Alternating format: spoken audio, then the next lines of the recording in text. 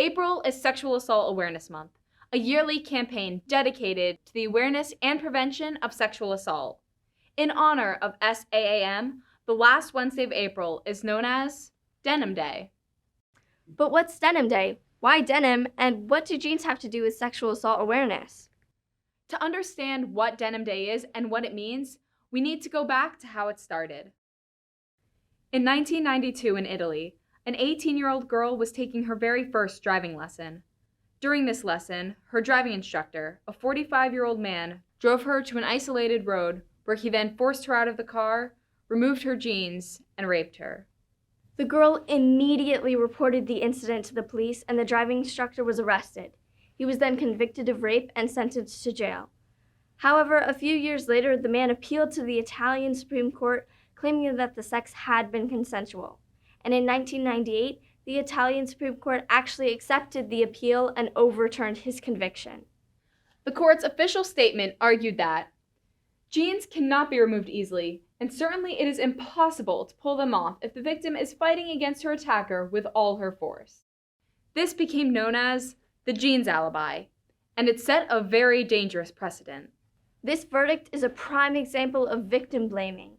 Here, the court implies that either the victim removed her own jeans and lied about not giving consent, or the man had committed a crime, but it wasn't really his fault because the victim didn't fight back hard enough to stop him.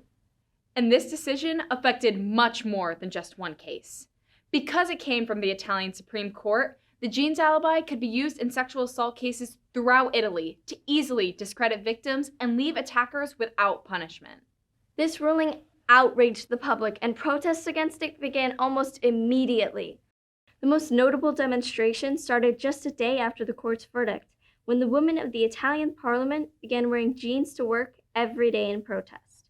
They even took to the steps of the Supreme Court in their denim to express their unrest. This protest received international attention, and soon, the California State Senate and California State Assembly decided to do the same on the steps of Sacramento's Capitol to show their support.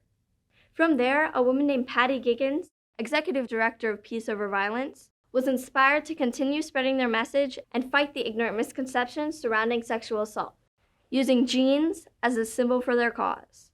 And in April of 1999, the first Denim Day was held in Los Angeles. Since then, it's become an international movement, standing as the longest-running sexual violence prevention and education campaign in history. So far, Denim Day has made a lot of progress, changing hearts, minds, and even legislation around the world. For example, in 2008, the Italian Supreme Court actually reversed their 1998 ruling, no longer supporting the denim defense. Even though the case that first inspired this movement was finally returned to justice, the work is far from over. To this day in the U.S., out of 1,000 sexual assault cases, 975 perpetrators will get to walk free.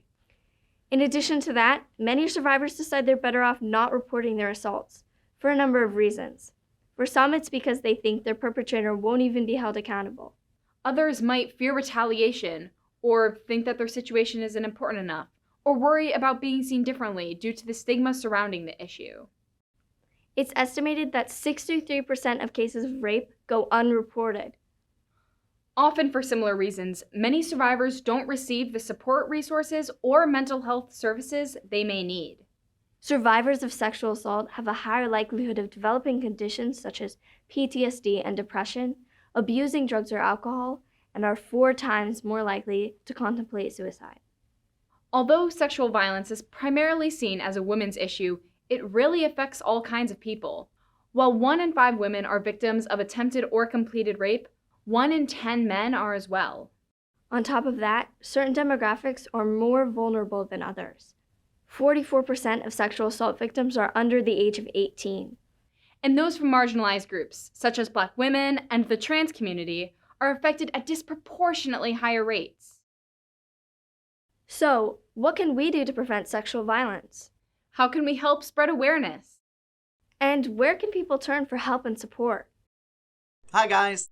I think I can help answer your question. Hey, Matt. Hi. Glad you can make it. This is Matt Austin, the Director of Education for the Center of Empowerment and Education in Danbury. We asked Matt to share his knowledge and advice with us for this video. There are two key pieces: education and awareness. So education, educating yourself and others on the topic of sexual violence, what it is, what it looks like, what are those red flags that possibly warrant reporting, things that can keep yourself and others around you safe, as well as awareness, normalizing conversations around sexual violence. I know that they are difficult conversations, but normalizing conversations around sexual violence so that people feel safe coming forward and talking about experiences and feel safe advocating for themselves. There's also so many resources out there, including the Center for Those That Need Help.